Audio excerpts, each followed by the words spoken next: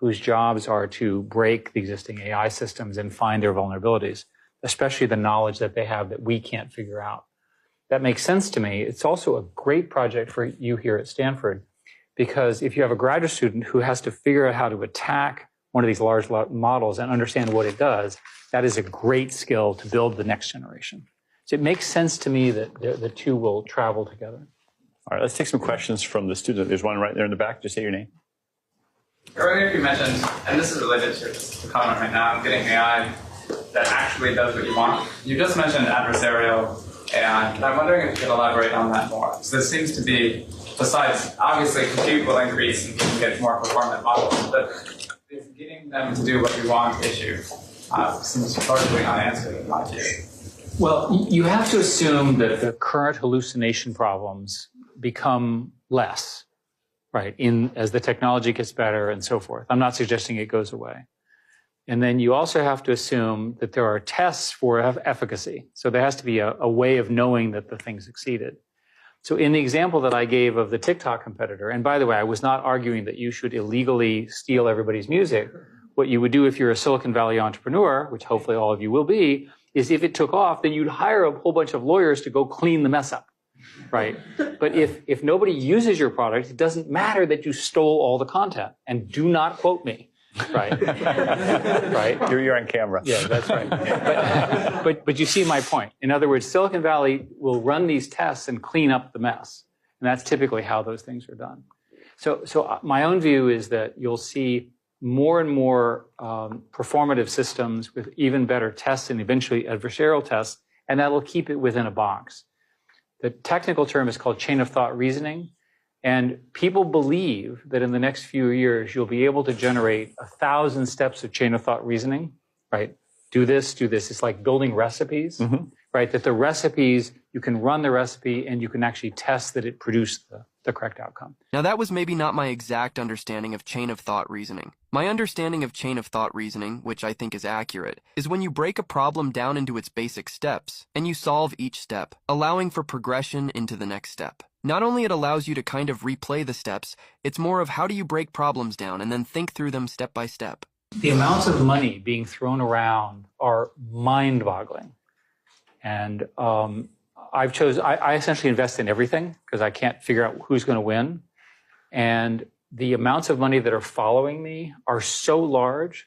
I think some of it is because the early money's been made and the big money people who don't know what they're doing have to have an AI component.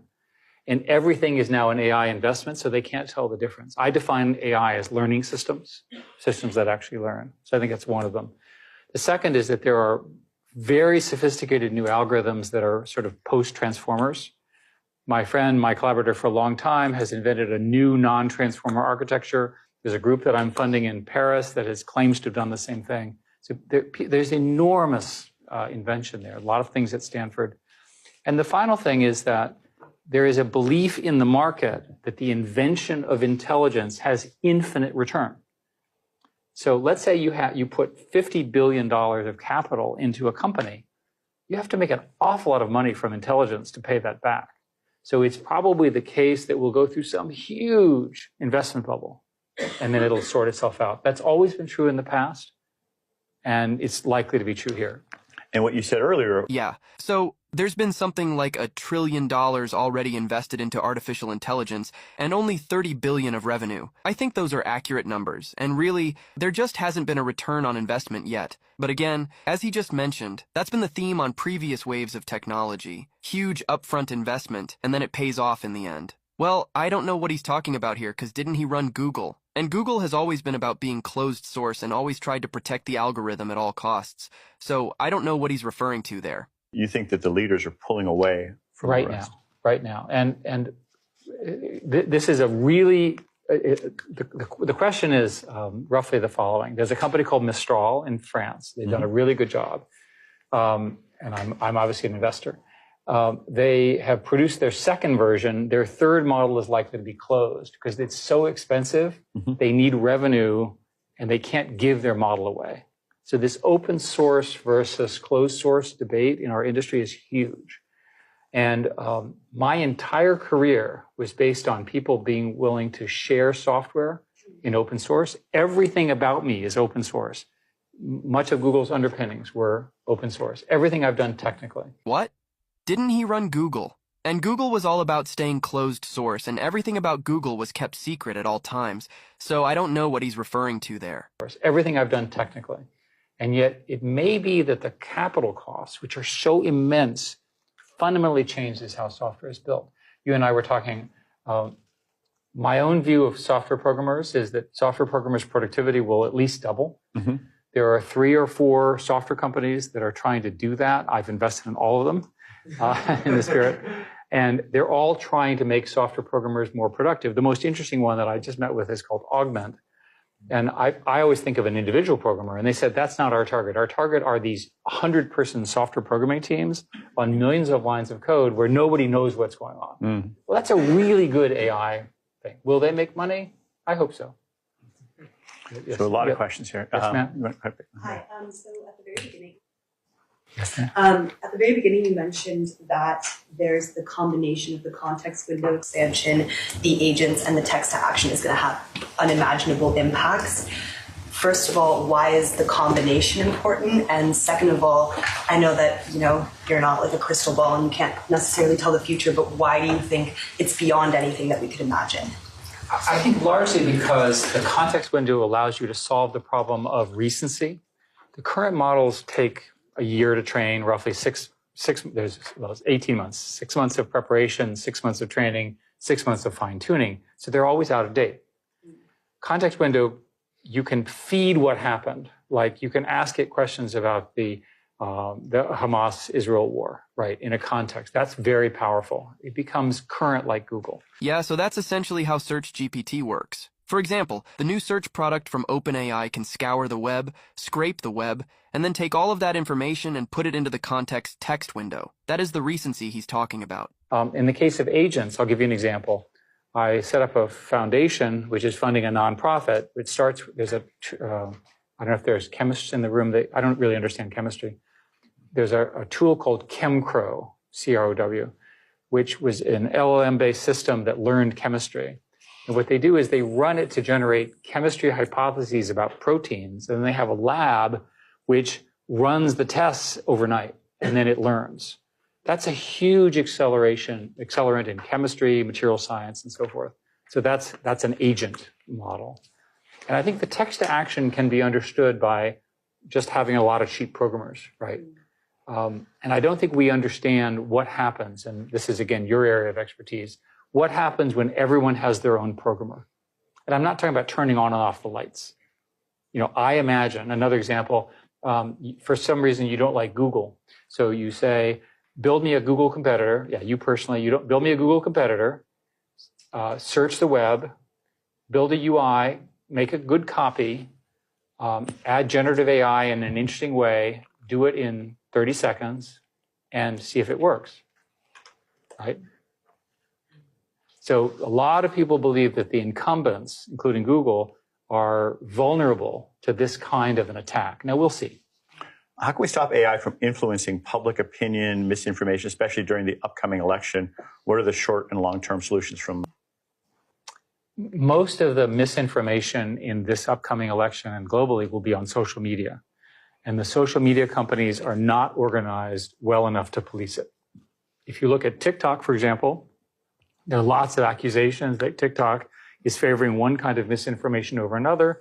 And there are many people who claim without proof that I'm aware of that the Chinese are forcing them to do it. I think we have a mess here. And the country's going to have to learn critical thinking. That may be an impossible challenge for the US.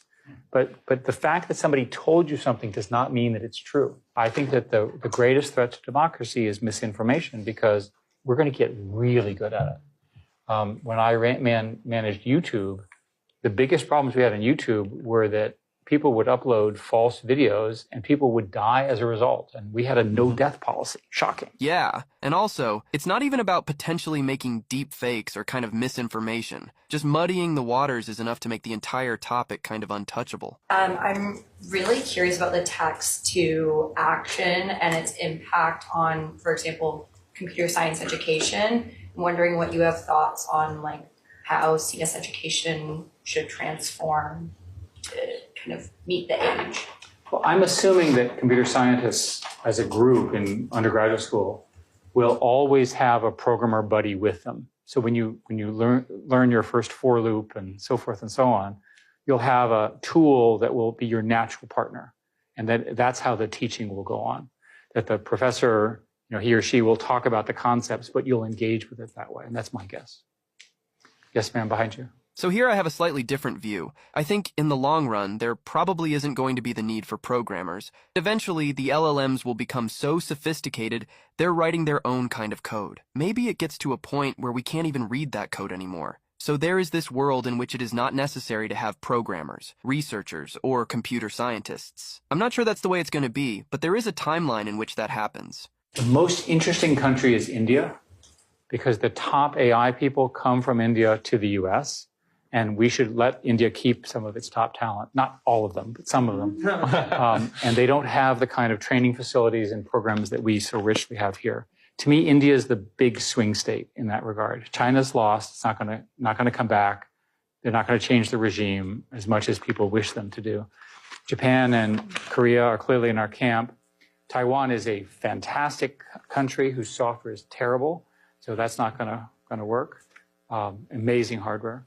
And in the rest of the world, there are not a lot of other good choices that are big.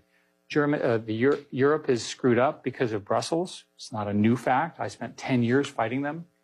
And I worked really hard to get them to fix the EU Act. And they still have all the restrictions that make it very difficult to do our kind of research in Europe. My French friends have spent all their time battling Brussels, and Macron, who's a personal friend, is fighting hard for this. And so France, I think, has a chance. I don't see Germany coming, and the rest is not big enough. Given the capabilities that you envision these models having, should we still spend time learning to code? Yeah. So here she asked, should we still learn to code? Because ultimately it's the old thing of why do you study English? If you can speak English, you get better at it, right? You really do need to understand how these systems work, and I feel very strongly. Yes, sir. So these were the most important parts of the interview. And with that being said, this is it for today's video. See you again next week with another video.